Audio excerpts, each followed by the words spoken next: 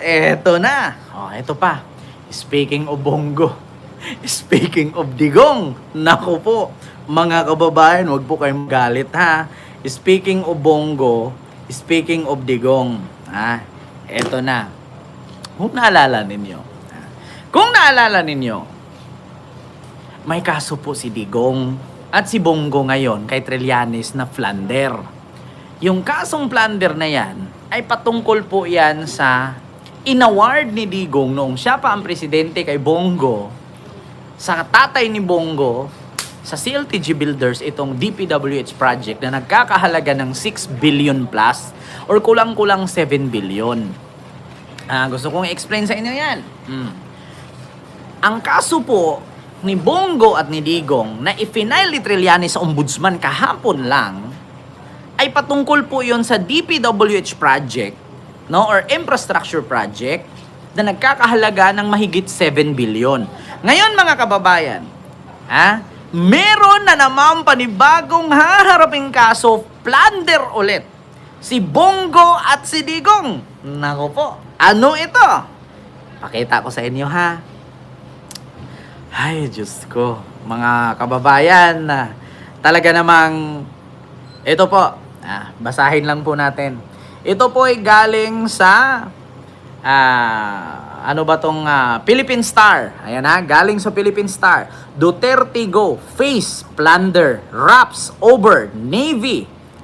Navy Frigate or Frigate ba? Frigate deal. Frigate deal. Ayan may bagong kakaharapin si Bongo at si Digong sa kanilang pag-deal sa Navy. Kung pinakita ko sa inyo kanina, yung isang barko, na kababayan, ayan. Yan po ang panibagong kaso na si Bongo na may dawit. Okay lang makasuhan si Digong kaya nakulong naman doon. Free gate, free gate. Pagbasa, free gate. Kasi Frigate, ang pagbasa ko talaga noon pa. Free gate. Ito po yung ibig sabihin mga kababayan. Yan po yung pag-deal nila sa Navy. No? Na syempre gumamit ng pera yan at kumuha ng barkong pandigma. Nako po, plunder na naman. Magkano kaya? At nakuha ba talaga ang barko? Basahin natin. Eto na, mga kababayan. Sino na naman ang complainant? Si Trillanes pa rin. Naku po. Yung unang file ni Trillanes, mga kababayan, talaga si Bongo hindi talaga makakalaya. Kung sabi nga ni Amy, malamang sa malamang, kung mapatunayan man, wala talagang labasan. Eto na, Bongo. Sabi ko sa iyo, Bongo, si Digong kahit kasuhan yan, hindi na yan tablan. Bakit? Kulong na dun eh. Ikaw ngayon ang maiipit dyan. Eto, mga kababayan, bukod sa i-final ni Trillanes na complain sa ombudsman na plunder case doon sa infrastructure project na nagkakahalaga ng mahigit 7 billion na inaward ni Digong nung siya ang presidente kay Bongo sa CLTG Builders, eto pa, Trillanes added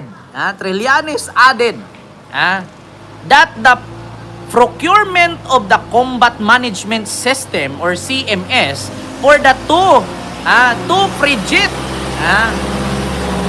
Mga kababayan, ingay naman itong truck na to. Lagyan ko pa ako yung daanan namin dyan, tignan ninyo. Two Frigate with Hyundai or Hyundai ba pagbasa nito, isang brand po ito, no, na, di ba nakikita nyo may Mitsubishi, merong Nissan, Kawasaki, Suzuki. Ito naman ay Hyundai, being given the sole right to choose the maker of the Frigate acquisition project. Alam nyo, di ba? Ang sarap mag-vlog. Ngunit, may mga dumadaan, magdagay talaga ako ng pako sa harapan namin. Tapos magtayo ako ng vulcanizing shop sa taas. Hyundai po ang basa dito, no? Hyundai. Aray ko, DDS, Bongo. Ito pa, Frigate Acquisition Project or AFP or FAP Management Team and the Philippine Navy. Naku po. Would not have happened without intervention from Duterte and Bongo. Naku po. The Frigate Acquisition Project is part of the Horizon 1 or Phase 1 of the Armed Forces of the Philippines Modernization Program, which ran from 2013-2017, during which the government allocated 75 billion, nako po, for the purchase of 2 frigate for the Philippine Navy. Nako po, 75 billion plunder case ito, mga kababayan ni Bongo at ni Digong. Trillanes also accused the respondent for amassing pagbasa dito, accumulating or acquiring ill-gotten wealth of at least 50 million, which is the threshold for plunder from the CMS or Combat Management System. Nako po, plunder, mga kababayan. Sabi ko nga sa inyo 75 billion. 75 billion, during which the government allocated 75 billion for the purchase of 2 frigate for the Philippine Navy. 75 billion. Jewish Art, mega love shout out po. Naku, like po kayo, share and subscribe, mga kababayan. Hala. Ito, Trillanes also accused the respondent for amassing, accumulating, or acquiring ill-gotten wealth of at least 50 million, which is the threshold for plunder case. Nako po, mga kababayan. The Manila, Philippines, former President Rodrigo Duterte and Senator Bongo are facing a new plunder complaint before the Department of Justice is in connection with the allegedly anomalous 16 billion Navy frigate acquisition project. The complaint was filed yesterday by the former Senator Antonio Trillanes IV, who also accused Duterte and Bongo Graph culpable violations of Constitution and betrayal of public trust. Sabi ko sa inyo, mga kababayan, grabe si Trillanes, no? Hindi alam ng taong bayan yan. Oo, hindi alam ng taong bayan yan. Kung hindi pa dahil kay Trillanes, hindi mabisto yan. Ang presyo pang brand new, pero hindi brand new ang item. Oo, totoo yan. Diba? Hyundai. Kita ninyo, mga kababayan. Hala, wait lang. Nako po. Hyundai ba pagbasa niyan? Hyundai. Dami nilang yaman kasi sobrang tagal na nila sa gobyerno. Kaya nga Ma'am Emma Ma'am Eli de los Santos, hello po. Sabi ko sa inyo, mga kababayan, grabe Bukod doon sa infrastructure project ng TLTG Builders, ito na naman, 16 billion. The complaint was filed yesterday by Trillanes IV, who also accused Duterte and Go for grave culpable violation of the Constitution and betrayal of public trust. In his 50-page complaint affidavit, Trillanes stated that the supposed procurement of 2 modern frigate or state-of-the-art warship in 2016 were downgraded to mere ordinary ship with strip capabilities due to the intervention and manipulation of Duterte and Go, who was din the special advisor of the president. Kita mo yan, mga kababayan. Ang halaga ng barko, ang akala mo ay maganda. Yun pala, downgraded at ordinaryong barko lang. Ordinaryong pangdigma lang, hindi high-tech, hindi modern. Pero, ang nakalagay doon ay modernization. Nako, saan ka nakakita ng modern? Tapos yung binili mo, luma. Nako po, questionable doubt na naman, mga kababayan. Modernization program of Armed Forces and Navy. Pero yung binili, kumbaga kumbaga pag bumili ka ng motor, NMAX ang nakalagay, NMAX. Pero ang binili mo, Honda Click. Tapos nilagay mo modern. Modern nga, Honda Click, pero mas malakas ang makina ng NMAX. Diba? Ilang cc ba tong NMAX? 150cc yung Honda. 110 lang yata. Kita ninyo. Baka second hand pa. Ayun nga ang problema Yun pa. Hindi naman siya low quality, sakto naman siya. Ngunit yung kumbaga, sa Japan parang normal lang nila yun. Pero sa Philippines, okay na na yun at high-tech na yun dito sa atin. Di ba? Max Alvarado ang tatak. Yan, kita ninyo mga kababayan. Nako po, kaya pala sila yumaman. Oo, nako, sabi ko sa inyo mga kababayan. Alam nyo, itong dalawang plunder case na to ni Bongo, imposibleng malusutan nila ito, mga kababayan. Ma'am Lilito Ninihilo po, salamat po. Like po tayo. Di ba? Oo, tama nga. Sabi ni Ma'am Emma, mga used na ang binibili. Mga second hand nga at mga normal lang daw na sasakyan. Pero doon sa presyo na nilagay nila, modern at bilyon ang halaga. Kita ninyo yan. One of the best political blogger na hubara na yung drama king ni Bongo, supporter from Doha. Hello po, Rikim Sent. Mega love shout out po. 'Di ba? Naku, saan kaya tinatago ni Bongo ang mga kinurakot niya? Malamang nakabolt yan. Molite, mega love shoutout po, overpriced. Kumbaga, parang ganun nga po. Yun dapat mabibili mo sa 16 billion. Yun dapat mabibili mo sa 16 billion ay dapat submarine na yan. 'Di ba? Dapat mabibili dapat dyan submarine na. Magkano ba ang submarine? Huwag yung sabihin, halimbawa, 3 billion halaga ng submarine. Meron ka ng submarine, pero ang problema na 16 billion, tapos yung binili mo, barkong pangdigma, tapos Hyundai, Hyundai ba ang brand niyan? Kita nyo yan? Na ang brand niya is parang normal lang. Kumbaga, kung ang bibilhin mo na motor NMAX, pero ang inirepresent nila ay Honda Click. Yeah? So, may pagkabudol nga. So, ang kaso po niyan is plunder. Nako po. Sabi ko sa inyo mga kababayan, hindi po tayo nag-fake news ha. Ayan po yan ha, sa Philippine Star po yan mga kababayan. Ay, ako po yan. Ayan po yan no. Philippine Star po yan ha. Ayan yung barko. At ito po ang article. No? Ayan po yung mga article at ito po yung barko. Na ang binili nila na instead pang modern combat ang nangyari, saan ka nakakita ng modern dyan? Saan ka dyan nakakita na modern yan, mga kababayan? Pakita ko sa inyo. Paano naging modern yan? Ang baril o dalawa, isang piraso lang sa harap. Di ba? Kumbaga parang yung dinunit. Kumbaga itong barko na ito na pangdigma, di umano ng Navy or Philippine Navy. Parang iyon lang yung mga binibigay ng luma ng Australia. Di ba? Yung mga dinudunit ng Israel, di ba? Naalala nyo, nagdunit ang Canada, nagdunit ang Australia. Di ba? Nagdunit ang Europe, parang ganun lang. Yeah? Yung parang simpleng ordinaryo lang, yung tira-tira na nila, yung siguro mga 5 taon nang ginamit na hindi na napakinabangan, instead na itapon, ibigay na lang. Tapos, ang presyo, sing presyo sa mga malalakas na puwersa ng pangdigma.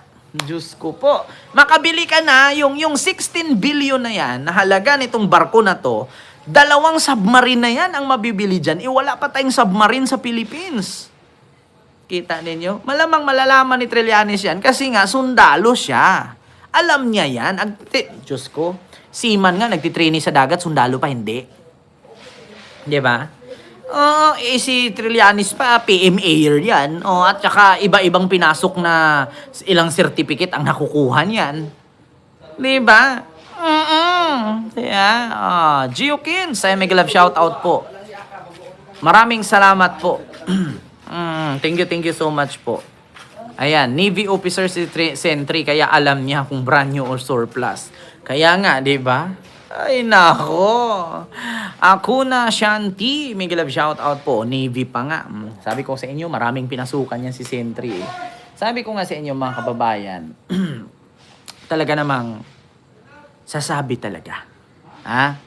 Sabi ko sa inyo, 2 kaso po yan. Baka ang pagkakaalam nila, yung kaso ni Trillanes ay yung i-final ay patungkol lang doon sa koneksyon ni Diskaya at ng mga kamag-anak ni Bongo at si Bongo. Hindi po. Ang kinaso po ni Trillanes, kasali po ito. Ang kanilang deal ni Digong at ni Bongo sa pagbili ng barko ng Navy na ang halaga ay 16 billion at umabot pa nga ng 75 billion, pero ang barkong nilagay, ordinaryo lang, hindi modern. Hindi match yung quality ng presyo doon sa barko. So saan ba napunta yan? Parang ano lang yan mga kababayan. Alam niyo yung parang ghost project lang. Parang DPWH project. Yung gumawa ka ng building pero ang budget mong bakal 100, ang ginamit mo 50 lang. 'Di ba? Mamaya po live po tayo ulit, Ma'am Moonlight. Mamaya may live tayo ulit. 2 beses po tayo mag-live. 'Di ba? Sa mga hindi po nakakaintindi, ano ba yung kaso ni Bongo at ni Digong Kent na pangalawa? Yung isa po, yun po yung project na inaward ni Digong sa tatay ni Bongo. So, madadawit po si Bongo doon kasi conflict of interest po yun. Bawal po kasi tumanggap ang kamag-anak, lalong-lalo na may kamag-anak ka sa gobyerno. Bawal po yun, conflict of interest yun. Ngayon, masasabi pong conflict of interest kung ang pondo or ang budget na ibinigay ay 50 million pataas. Hindi po 50 lang. 7 billion po halos ang laki. So, kumbaga sa karne yun, patay na, binenta mo pa, botsang-botsa, pasok na pasok sa banga, sa plunder case si Bongo. 100 beses pa na 50 million yun. 1,000 pa, nako, 7,050 million yun. 7 billion eh. Lagpas pa, hindi ko alam kung ilang 50 million pa yan. I-divide mo dyan sa 7 billion. Oo, tad na po siya doon. Pasok na pasok sa banga. Walang labis, walang kulang, sobra pa. Umapaw, tawag doon, siksik. Liglig, umaapaw. Yung plunder case niya na 50 million dapat. So, ngayon, yung isa, ito yung sinasabi nilang panloloko. Yung bumili ka ng kotse, ang halaga 5 million, pero yung makina, ang halaga niya ay pang Land Cruiser, pero yung makina, pang Kia. Kita nyo yan? Di ba ang Land Cruiser is Toyota? Ang halaga ng binili niya, ang kaha Land Cruiser nasa mga 5 million, pero yung makina Kia. Ganun ang ginawa nila. Niluloko nila ang taong bayan. Nako, Bongo. Magbilang na lang ako 3 buwan, makukulong ka na. Maniwala ka sa akin.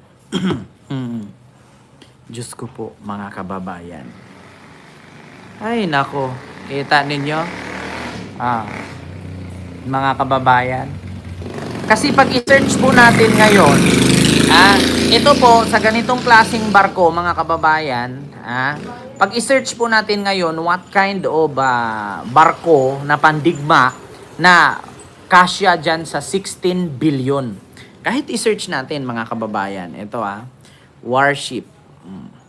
Warship of the Philippines. Ayan, worth 16 billion. Makikita nyo naman yan mga kababayan. Kasi meron namang Google. Hindi naman nagsisinungaling ang Google. Ito na, mga kababayan. Pag sinabi nating warship of the Philippines worth 16 billion, hindi po ganyan ang hitsura. Ito po, mga kababayan. Miguel Malvar. Ayan. Ito po yung kanina, mga kababayan. I think ito po yung inano nila, yung Miguel Malvar yata, mga kababayan, yung worth 16 billion. Pero mga kababayan, sa totoo lang, yung warship dapat na kahalaga ng 16 billion, ayun dapat na may sakaya na ng helicopter. Yung may helicopter na dapat pwede nang ikarga sa likod. 'Di ba? Bumili ka ng kotse, 2025 model, ang binigay sa'yo 1997. Kaya nga yan ang problema, Sir Jeffrey Tixon. Grabe, yung magjowang Bongo at Duterte. Ang laki ng nabulsa nila. Di ko lang alam kung nabulsa ba talaga nila lahat or else pinaghatian pa. 'Di ba? Ma'am Nida Dine or Dinis, mega love shoutout po, Dines. Minsan kasi may mga foreigner dito kaya Nida Dines or Nida Dinis, ayan. So alam nyo na. Yung mga 16 billion halaga, mga kababayan, yung may mga helicopter carrier. Meron ng, alam yung parang may airport na pwede nang, tawag dito, pwedeng landingan ng fighter jet. Yun yung mga 16 billion. Biruin nyo yung 16 billion halaga na eroplano, kung sa presidential plane yan, kasing tumbas na yan nung eroplano ni Donald Trump. Diba? Yung 16 billion halaga ng warship na yan, kasing tumbas na yan ng eroplano na sinasakyan ni Donald Trump. Diyos ko, kita nyo, may helipad, may landing pad, or ganun. May pang fighter jet, may pang helicopter, na pwede kang mag-rescue, pwede mong sakyan ng ganito. Oh, pero alam nyo, nag-order ka 2025 brand, binigay sa'yo 1995, di ba? Kita ninyo? Ay, nako, Diyos ko po, mga kababayan. Ano daw, har? Anong har? Ay, Diyos ko. So, yun lang po mga kababayan. Ayan, mamaya mag-ano po tayo ulit, no? Mag-live po tayo ulit para ipaalam po natin sa inyo yung mga panibago na naman balita na hindi pa ibinalita sa TV. No? Kasi malakas kasi ngayon sa balita ay yung infrastructure project nga ng CLTG Builders na 7 billion. Hindi po. Meron pa. Yung binili nilang barko. Ang binili mo, 2025 model ang ibinigay sa'yo 1995. Diyos ko, 20 years na nakalipas. 30 years na nakalipas yung luma. So yun lang. Mga kababayan, maraming salamat po.